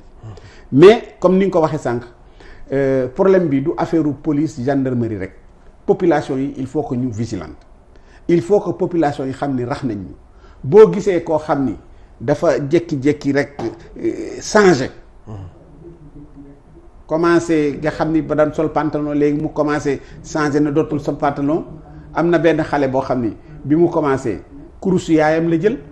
fekk yaay ji di wird rek mu jël kurus gi dagg ko sànni ko ci kanam ne ko seen yii dafa aram. allo waaw dafa am ku nekk si biir ligne bi. asalaamaaleykum. maaleykum salaam. salaamaaleykum. waaleykum salaam. maa ngi nuyu di leen ziar di leen baal wax. te noo tudd ak fooy wootee. maa ngi tudd Pape Amadou Gueye maa ngi wootee Rufisque. Pape Amadou ñu ngi lay déglu. waaw Rufisque laay wootee. ma bëggoon def contribution tuuti rek ci par rapport ak waxtaan bi di ndokkale ustaas boobu fi toog ak professeur ci thème bu am solo bi mu wax. ma xam naa côté bi may waxee rek mu ngi dellu ci côté sécurité bi nga xamante ni moom la wax surtout sécurité ci wàllu frontières yi. ak tali bi daal. parce que booy xool suñu réew ci wàllu sécurité ci wàllu dugg ak génn sécurité amu fi quoi. parce que boo xoolee ñi nga xam ne ñoom ñooy taxaw ci tali bi di contrôler oto yi léegi booy xool sax contrôler tuñu oto ñoom daal na nga ñëw gaare rek taxaw fële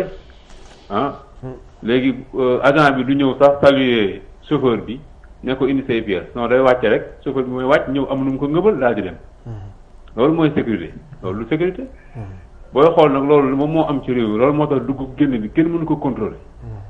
dinañ jàpp dara ci ay camion wala ay oto mu dugg Sénégal jugee ci frontière ba dugg Ndakaaru kenn du contrôler oto bi léegi li ñuy contrôler daal mooy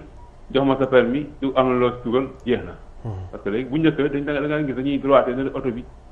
contrôler oto bi ubbi oto bi laaj la lépp daal lay bàyyi nga dem mais léegi tel n'est pas le cas loolu nag moo indi problème bi moo tax ci wàllu frontière yi dugg ba génn bi dafa xaw a difficile mënuñu ko contrôler parce que contrôler tuñu oto yi contrôler tuñu nit ñi waaye dañuy taxaw kooku de am na solo trop mais ligne bi dafa dagg je crois que docteur laaj na laaj bu am solo c'est-à-dire suñu force de l'ordre yi ni ñuy defee ni ñu contrôler c'est ça pour moom contrôle bi amul efficacité parce que xam nga daaw am na benn exemple bu ñu fi joxe woon ci wàllu trafic de médicaments yooyu nga xam ne kenn xamul fu mu jóge woon traversé na réew mi yëpp dem ba Touba ba Ndindi fa lañ ko doog a découvrir xam nga kon loolu nit ñi dañuy laajte ndax kooku dafa am complicité wala boog contrôle bu état bu xaw a kéemaane la donc lu mel noonu tamit def naa ne moom la wax ci ne bon pour moom dafa gis ne ñaari dal force de sécurité yi ni ñu war a contrôler oto yi war a contrôler lépp je crois que bërki dem même médicaments yi ñu jàpp fële ci Patte d'Oie loolu tamit mën na ci nekk benn exemple. yu mel noonu tamit nekk ci ak kër bu fekkoon ne amutoon faay bu ci am ba ñu signalé ko defe naa ne médicaments yi mënoon nañ ko jàllale ba nit ñi jëfandikoo ko tamit mu jur seen loraange. donc système de sécurité daal pour moom la gis ne dafa xaw a am ay faay. donc ma bàyyi la nga tontu ci foofu après ma doog a ñëw ci question yi nga xam ne moom la mbokk yi yónnee. d'accord xam nga système de sécurité moom amul benn sécurité bu parfaite. te ñi muy wax naan dañ leen di jox xaalis ak yooyu loolu kenn mënu ko weddi am na. mais parce que corps bu nekk di nga gis ñoo xam ne dañuy def loolu mais da nga gis aussi ñoo xam ne dañuy liggéey parce que gis nga boo demee ba jam ñaaju fii. gendarmerie posté nañ fa benn genre appareil boo xam ne day scanner ay camion maanaam camion bi bu rombee rek. da koy scanner xam li nekk ci biir camion bi. mu ngi mel ni scanner à bagage rek booy tukki aéroport nga teg sa saak. mu rouler jaar ci scanner bi ñu gis li nekk ci saak bi te duñu ubbi saak bi. yooyu yëpp matériels yooyu ñu ngi koy am. te xam nga yooyu nag bu dee état bi mu ngi def effort di ko am. bon toujours am na ñoo xam ni tey bu ñu gisoon dara it mën nañu jaar ci suuf wax ak chauffeur bi mais ñooñu aussi c'est corps bu nekk am na loolu. corps boo gis rek am na loolu. mais c'est pas général parce que loolu bu doon dañ ko généraliser dëgg-dëgg ba dëkk bi kenn dootu fi dëkk. parce que dëkk bi yàqu na bu yàgg. mais am na ñoo xam ne ñu ngi def seen liggéey. normalement am na ñoo xam ne nag seen liggéey defuñu ko normalement. kooku moom ci fépp la am. maintenant population bi nag ñoo war a vigilant. parce que boo gisee nit di boxal nit xaalis. mais da nga koy boole. fexeel ba xam turam santam nga bind directeur bu dee policier la nga bind directeur général de la police. bind commandant de la gendarmerie boole ko ne ko maa ko gis telle heure tel ñu jox ko tel. ñu bàyyi ci xel ñoom tamit. waaw. ok léegi docteur dafa am ay laaj yoo xam ne dafay ñëw. benn bi ku ñu wax maam Omar Mbodj moo ko laaj. mu ne est-ce que l'État ne devrait pas utiliser les tariqa pour lutter contre le radicalisme de la jeunesse sachant que l'islam sénégalais est tolérant. xam naa loolu benn la nga jàpp ko. ñaareel bi mooy. doo ko def par benn. ah waaw kon waa rapidement aw bind ko waaw xam nga tarixa yi li ñoom ñoo musal Sénégal ci lu bare bare tarixa rempart la contre le terrorisme parce que tarixa bokkul ci islam radical tarixa ci soufisme la jógee maanaam nan la ñu def ba gën a jege yàlla tarixa bu nekk da ngaa yaakaar ni nii bu ma ko doxalee samay wird samay jaamu yàlla danaa gën a jege yàlla donc ñoom bokkuñu ci l'islam radical mais loolu amoon na avant l'indépendance mais bi ñu demee ba am indépendance dafa am ñu jóge ci réew mi fii dem jàngi bitim réew bi ñu ñëw ñu indaale genre wahhabisme boobu nga xam ni mooy islam radical ñëw nekk ay wahhabite dem indaale leneen yoo xam ni ñu ngi ci réew mi ñëpp xam nañ leen te bokkuñu tarixa contre tarixa yi bëgguñu tarixa yi ñooñu nag ci terroristes yi ci ñooñu la ñu pêché ci ñooñu la ñu pêché pour am ay nit waaw te dañ fi daan nangu ay ñoo xam ne dañu jógee Arabie Saoudite ñëw tabax jàkka kenn du la wax jàkka ji foo ko jëlee commencé di maye ay milliards duñ la wax foo ko jëlee mais loolu jeex na fi état bi jël nañ ci ay mesures fi mu nekk nii jàkka bala nga ko tabax da ngay am autorisation léegi boo amul autorisation doo mën a tabax jàkka voilà donc li mu wax lu am la tarixa yi man de pour man tarixa responsable tarixa bu nekk waroon nañ la takkal grade général parce que li nga yor ci ay nit aar leen tàggat leen ba kenn mënu leen a fëkk vraiment kooku dañ ko war a tabax kooku élément de sécurité fondamental la général dañ ko war a nommer voilà yéen xam ngeen li may wax dafa am ñoo xam ni xam nga il paraît que El Hadj Malick bi ci ko laajee ne ko yow sa doom ji lu tax nga jël ko di ko jox tubaab bi pour muy dem ca guerre ba est-ce que yaakaaru nañ tubaab bi dañuy ko yàq wala dañ def ci moom dara mu ne leen jiitu naa leen ci moom donc boo yoree njaboot ñuy ay jeunes nga def ci ñoom loo xam ni jiitu ci ñoom terroristes yi bis bu terroriste yi ñëwee tam ngelaw luy robb la rek bu moytul terroriste bi sax ñoom bu ñu ko jàppee dinañ ko convertir def ko tijaan waaw moo tax problème bi problème mu yar la ak jiitu ci nit ñi moo tax li mu wax c'est important tarixa yi dañ leen a war a dooleel sëriñ si dañ leen a war a dooleel parce que ñoom ñooñu aar surtout sëriñ si nga xam dañoo am ay njabootu jeune ñooñu dañ leen a war a dooleel parce que yar nañu seen njaboot ba kenn mënu leen fëkk parce que terrorisme day fëkk day ñëw rek fëkk la yóbbu bu fekkul dara ci yow nag mu installé ci leneen nga xam ni nga commencé taal ay bomb ak naan di def affaire terrorisme di recruter ay terroristes di dem ay jihad du nekk ko nga def ko ci fàtte ni yow Sénégal nga dëkk Sénégal dafa am lu ñu baaxoo li ñu baaxoo mooy tarixa même boo bokkul ci tarixa sax dafa nekk islam tolérant maanaam dëkkandoo bu rafet waaw jullit ak catholique dëkkandoo bu rafet boo demee Casamance da ngay gis kër goo xam ni genn wàll kër gi nii ay jullit lañu ñii ay catholique lañu te ñoo bokk lépp da ngay ñaar ñu bokk ndek bay famille kii nekk catholique ki nekk jullit du tere ñu ngi seen biir parce que ñoom ba catholique yi ñëwee ak jullit yi ñëpp taxaw dañoo réunion ne yéen ñii comme suñuy gan lañu mënuñu leen a neenal yow demal nga nekk ne man yow demal nga nekk ne yow nga demal ne noonu lañ ko séddalee ba loolu jóge seen ci ñoom ba yegg law tey ci seen 2e génération 3e génération dëgg la xam nga loolu maanaam li mu wax ci wàllu tarixa dafay rejoindre xam nga li sëñ Cheikh waxoon sëñ Cheikh dafa waxoon ne les confréries sont des clubs mystiques où se forment continuellement les athlètes de la religion c'est ça noonu rôle tarixa moom bu ñu leen joxoon seen rôle mais aussi ñi ko yore tamit xam lan lañ war a taxawee parce que tamit je pense que ñaar yi aussi moo ci nekk ñi nga xam ñoo war a fexe ba tarixa yi jouer seen rôle ñu jàpp leen ci loolu mais tarixa yi tamit ñi ko yore tamit xam ne tarixa yi war nañ mën a jouer d'avant-garde boo xam ne bii li nga xam ne mooy am ci yeneen réew yi di yàq foofu ñu mën a fexe ba fii mu bañ fi am. waaw mais li ma la wax yar sa njaboot. waaw xam nga lii ñu def nii. ci yar njaboot la bokk. parce que ñi njabootoo fii ñu ngi suivre lii.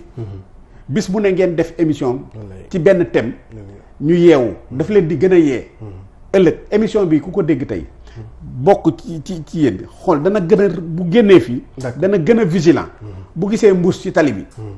wala nit yore mbuus ñëw ci këram. dana jéem a xam lan moo nekk ci mbuus mi bala mu ko dugal ci biir kër. d'accord donc sa njaboot da nga leen di yar da ngay jiitu ci ñoom.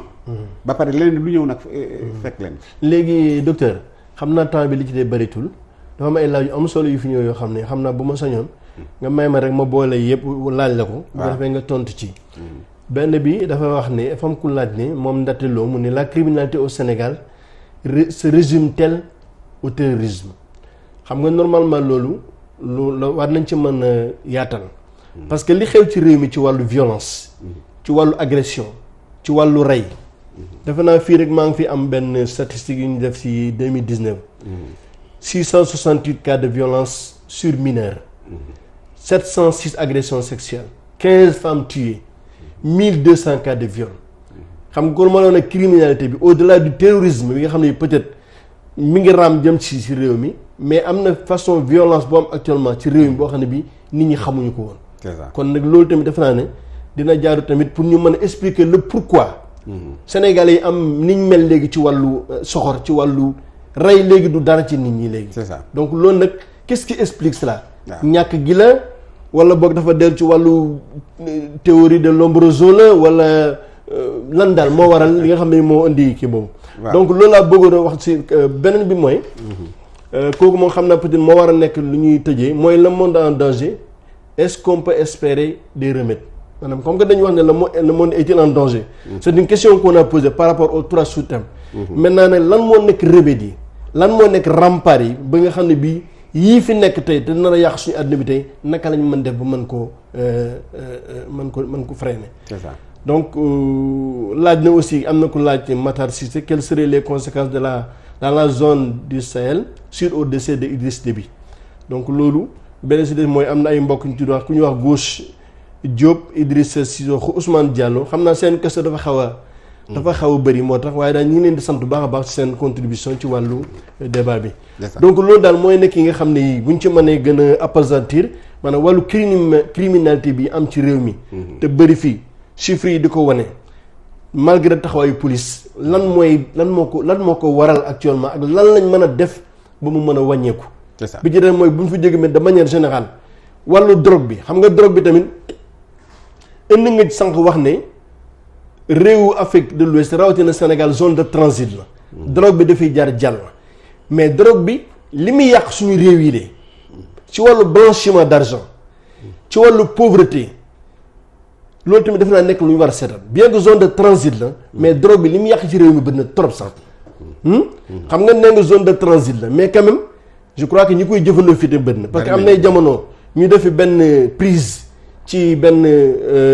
navire Grande Nigeria la xaw ma parce que en année 2019 bi wax nañ ne douane Sénégal def nañ prise wu saisi wu 1835 kilogrammes de cocaïne mu nekk valeur u 92 milliards donc xam nga kon am nay jamono am na benn commissaire de dépôt bu ñu fi dàq bu wax ne drogue bi dafa am des autorités au plus haut niveau yoo xam ne ils sont impliqués dans cette affaire c'est-à-dire kon fii même bu nekkee zone de transit aussi drogue bi am na jeexital ci réew mi. je crois que loolu tamit bu ñu ci mënee appesantir tout tamit dina baax. c'est ça waaw yooyu daal laa bëggoon soo ci mënee indi ci wàllu criminalité bi. tëjee tamit ci wàllu li nga xam ne moo del ci wàllu remède yi ñu war a indi daal ci fléau yi nga xam ne mën tudd. incha allah baax na jërëjëf monsieur Mbengue ngi ci laaj bi xam nga criminalité dafa am ñaari façon yow da nga si sa wax nga waxu criminalité mais wax nga waxu sécurité wax nga waxu sentiment d'insécurité xam nga dafa am loo xam day jur tiit ci nit day jur ragal maanaam moom la ñuy wax sentiment d'insécurité nit ñi mën nañoo ragal parce que agressé nañu benn nit agressé na ñaari nit ñu tiit boo xam ni ba tey insécurité yeggul ci tiit bi ñu tiit xam nga ndax comprendre nga li ma la wax. moom la ñuy wax le sentiment d'insécurité. loolu li koy indi mooy nit ki day ragal ni bu génnee fii ñu agressé ko. wala mu gis ñu agressé. mais dama bëgg nga def distinction ak ñaari fait. dafa am agression ak agression. agression boo xam ni wëyu mooy dogale nit jam ko paaka. nangu àllam mais dafa am agression yoo xam ni ay agression domestique la ci biir kër. maanaam jëkkër ju dóor jabaram ba rey ko xam nga loolu mënoo ko imputer police chauffeur bi nga xam ni dafa jàpp patron rendi ko pour càcc xaalisam ci biir kër gi xam nga loolu genre criminalité domestique la ñaar ñi nga xam ne dañu toogoon di waxtaan di xëccoo kaasu attaaye ba kii kenn ki jël paaka jam ko moroom bi xam nga loolu tamit criminalité domestique la dafa am benn criminalité domestique boo xam ne aussi mu ngi màgg Sénégal xamuñu ko woon te mu ngi ci biir kër yi mu ngi mel ni nijaay ji violé jarbaatam bu jigéen ci biir kër gi tu vois xam nga yooyu criminalité bokkul ak beneen criminalité bi nga xam ne nag ay sàcc la ak ay agression ak loolu moom solution bi mooy jeunesse bi dama la wax ni dañu am jeunesse boo xam ni jeunesse boo leen mënul a assurer éducation mënoo leen a faj bu ñu feebaree mënoo leen a jox allocation chômage ñu xam ne ñu ngi chômé mënoo leen a jox liggéey bombe démographique la bombe boobu nag moo indi lépp ñun def nañu benn étude bu ñuy wax la cartographie de la délinquance dans la région de Dakar man mi maa ko defaloon police mais bi ñu defee ay enquête dañu gis am na ñoo xam ci sàcc la ñu dund ci lañ yor seen njaboot sàcc ñëpp tëdd ñu jóg dem sàcc bu xëyee ci la ñuy joxe dépense dañ ko avoué dañu def benn enquête boo xam ne dañ dem ba ci ñoom ñu avoué ko mais ñoom loolu seen métier la ci la ñuy dund ci la ñuy tedd bien que du lu baax mais tamit boo jëlul dara teg ko ci à côté mënoo jël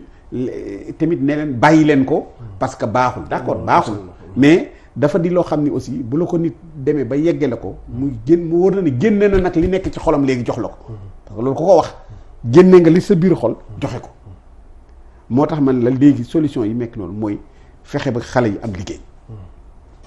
parce que xale yu ñàkk liggéey gis nga li xew barki dem bi fii ci réew mi keroog xale yu ñàkk liggéey war a tekki mënuñoo tekki loolu baaxul ci état baaxul ci réew nañu fexe ba le maximum de jeunes ñu jéem leen a ci ensuite zone de faiblesse yi nga xam ni am na ci Sénégal ñu tëj ko am na benn vidéo boo xam ne malheureusement mënu koo monter dañu demoon Kédougou ak ay tubaab dañ doon def ay études foofu Kédougou boo demee fa ñu wute or bi y a 200,000 plus de 200,000 étrangers yoo xam ne ñu ngi Sénégal jaaruñu port jaaruñu aéroport police xamu leen gendarmerie xamul kenn identifié wu leen dañu nga fa te force Garci Sahel yi ma lay wax ni ñu ko taxoon kii dira bëri keroog am na ñu ñëw yore ay moto ak kala ñu ko tiiree ci seen kaw ba ñu jàpp leen ay terroristes ñu jàpp na leen ñu ngi fii Dakar indi nañ leen donc foofu point faible la boo xam ni état bi war na ciy jóg parce que 200 000 étrangers fu ñu nekk kenn identifié loon kenn xamul lan la war nañ ci jóg beneen faiblesse bi nga xam ni majeur la ñu état bi war ci taxaw mooy li ñuy wax les appartements meublés à Dakar xam nga tey yow mi boo demee hôtel da ngay joxe sa passeport ñu identifier la ni diwkat ñëw na dugg na ci dëkk bi avion bi la wàcce nangam ak nangam dafa am ñoo xam ni du ñu jaar ci frontière normale kenn xamul fu ñu jaar ba dugg Sénégal bu ñëwee Dakar du ñu dem hôtel dañuy dem ci appartement meublé ki ko yor moom xaalisam rek a ko intéressé da nga gis benn wëyu bu mag a mag wala terroriste bu rëy ñëw Sénégal def fi 3 weer te kenn du xam fan la dugg parce que ci appartement meublé la nekk fay ko entièrement toog di doxi soxlaam du wér bëjë ba mu jeex fa mu jaaroon ba dugg te kenn yow fa lay jaaraat ba génn te kenn yow yooyu c'est des choses yoo xam ni dañ ko war a dindi Sénégal parce que dëkk boo xam ni am na président de la République am na gouvernement wëyu waru faa mën a dugg def fa 3 weer te xamuñu ni wëyu bii def na fi 3 weer wala ñu xaar ba mu génn ñu koy soog a xam pourquoi parce que mais appartement meublé d'accord nit ku nekk am nga droit sa kër nga meublé appartement ne dama koy louer mais nag ku fa dugg nag identifier ko parce que dëkk bi jamono ci boppam moo wëratul donc vraiment loolu laa bëggoon ci affaire agression yi maintenant remède bi nga xam ni war nañ ko wut ci loolu xale yi la rek nañu fexe ba liggéey am xam nga dafa am Maslow dafa def benn pyramide wax les besoins de l'homme besoin bi ci gën a primordial primaire mooy lekk ak naan bu ko nit mënul am kooku lu ne mën na ko def lekk ak naan bu ko nit mënul mooy primaire mooy besoin primaire bi nga xam ni moom la nit war a def bala moo xalaat sangu bala moo xalaata dem baal bala moo xalaat dem cinéma wala maa dem doxantu lekk ak naan mooy premier besoin bu ko nit mënul def te dëkk bi am na ñoo xam ne amuñu lekk naan parce que liggéeyuñu am ñoo xam ni tey bu nit di xëy ne géej gi damay def man sama dund bi may dund amaluma njariñ je préfère ma des ci géej gi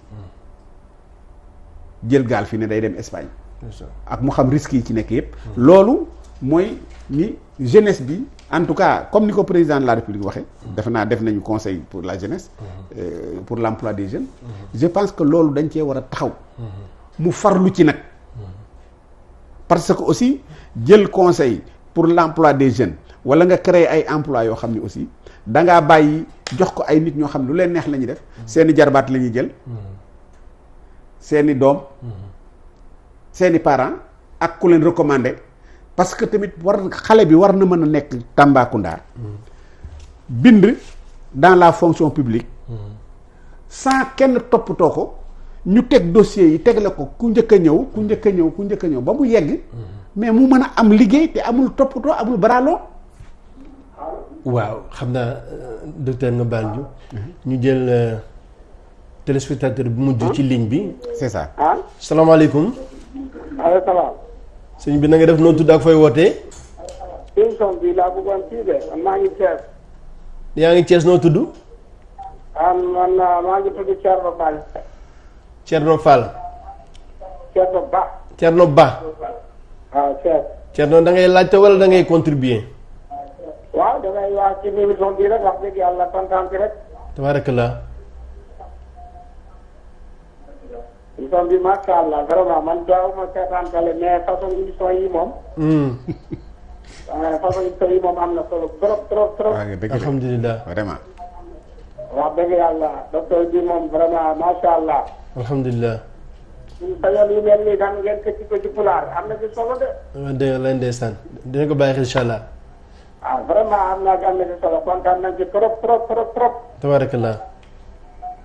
Allah tere dana man duma seetaan télé. waaye sama benn waa ji moo ma woo rek wax ma émission bi ma déglu ko seetaan man maa ngi tudd Thierno Ba maa ngi fi di Thiès. tabarakallah jërëjëf Thierno. Allah na yàlla yokkal émission bi ci kanama bi dara la indallah parce que yii moom am na solo. jërëjëf tabarakallah jërëjëf ñu ngi yàlla na yàlla yokk fan ak moom. amiin incha allah amiin incha allah amiin incha allah. di jaaratullahi indallah. sallallahu alayhi wa sallam jërëjëf. asalaamaaleykum wa rahmatullah. waaleykum salaam wa rahmatullah jërëjëf. jërëjëf Thierno. kon nag docteur xam naa ne heure bi temps bi jeex na tak xam naa ñu bàyyi la nga daaneel. xam naa mbokk mi laaj nag par rapport ak situation bi xew Tchad. soo ci mënee répondre brièvement rek bu ko defee ñu mën a tëj. waaw ñaanalante comme que ñu ngi ñuy signalé na heure bi jeex na. c'est ça. barakallah bismillah. situation bi am Tchad moom xam nga Idriss Déby dafa nekkoon koo xam ne dafa ci G5 Sahel nee naa la Tchad ci la bokk.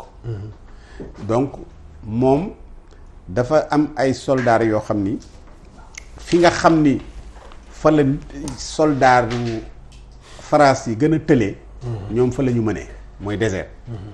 ñoom dañoo xam luy désert xam xeexu désert. ensuite armée bi aussi xam nga Idriss Déby ci boppam rebelle la woon. bi mu nekkee rebelle dàq Hissène Habré la ñëw jël pouvoir bi. rebelle yi nga xam ne dañoo nekkoon ci Hissène Habré ñu ci bari ñëw seey ci moom mu jël leen. ak rebelle ya mu àndaloon. ñoo nekk foofu donc rebelle yooyu groupe rebelle yi. seen bopp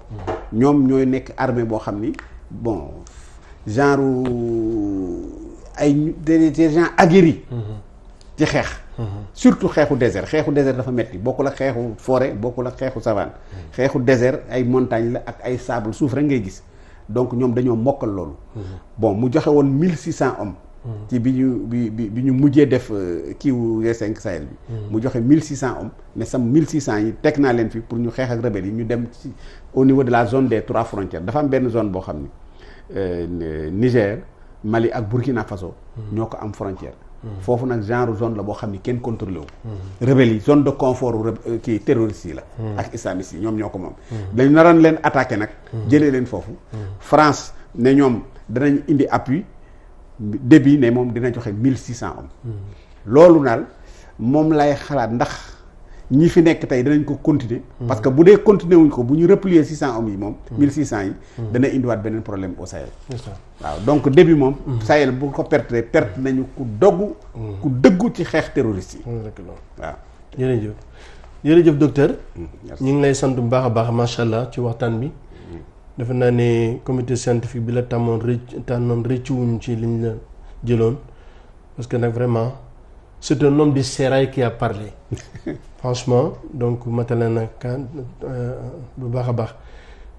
xam naa li ñu ci wax rek pour tëj mooy par rapport ak ñetti centre d'intérêt yi nga xam ne indi woon nañ ko man dama ci doon poser question savoir quels sont les remparts par rapport ak yi ñuy wax sexualité bi ni mu mel wàllu drogue bi wàllu criminalité bi ma xool ma ne est-ce que la justice ne peut être un rempart ma gis ne justice dafay appliquer loi mais nit ñi defe naa ne loi yi bàyyiwuñ ko xel